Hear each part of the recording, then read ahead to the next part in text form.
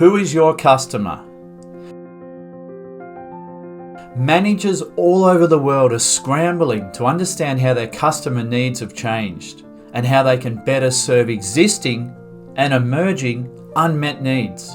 So it makes sense to start by identifying who your customer is, and it's not enough to know who buys your product and who uses your product. For the complicated business-to-business or B2B markets that most of us operate in, you need to know 4 customer types. You need to know the Job Beneficiary, the core job executor, the product lifecycle support team, and of course the purchase decision maker. So in under 5 minutes, I'll explain to you the 5 steps you can follow to better understand who your 4 customer types are. And then you can download the customer avatar template with instructions. Let's use a medical B2B example. Now, I'm sure you've all heard of Theranos and the Elizabeth Holmes scandal. Theranos began as a startup of almost mythical proportions and goals in 2003. It's just an incredible morality tale. A woman once hailed as a Silicon Valley visionary is facing federal fraud charges tonight. Theranos claimed that with a few drops of blood taken from a finger prick, instead of several vials drawn from a big scary needle, that they could run many tests and return results directly to the consumer within hours instead of days. So, using a medical B2B example, first, we need to define the market.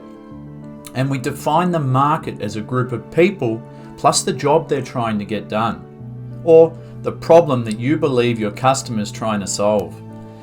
Let's keep it simple, because Theranos was trying to achieve a lot.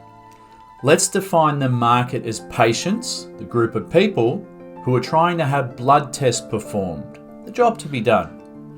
Remember that contrary to what you may have been told, customers aren't looking to buy your product. They're looking to hire a solution to get a job done.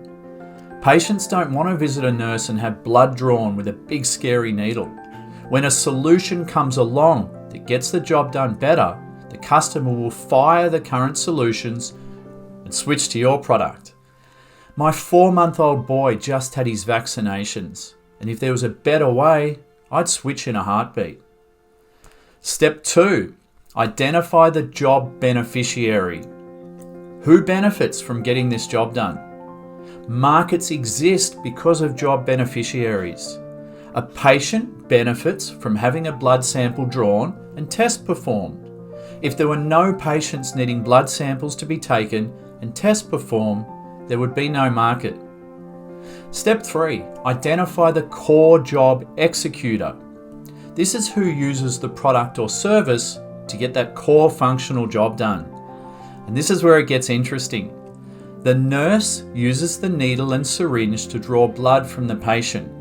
Alternatively, the nurse might use Theranos' mythical finger prick nano device to draw the blood. But markets evolve to remove core job executors.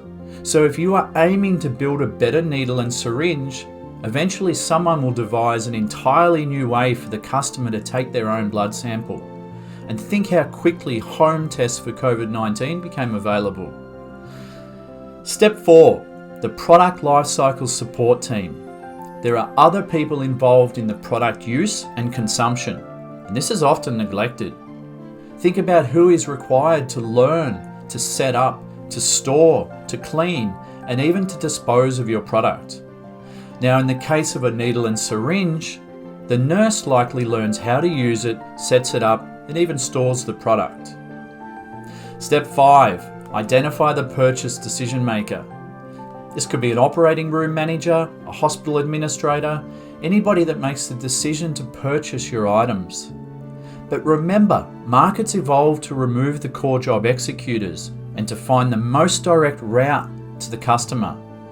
In this case, we want to remove the need for a nurse to have to draw the blood sample. We want to get to that test as fast and accurately as possible. For now though, download our customer avatar template and check your team's understanding of the customer. And let me know if you have any questions.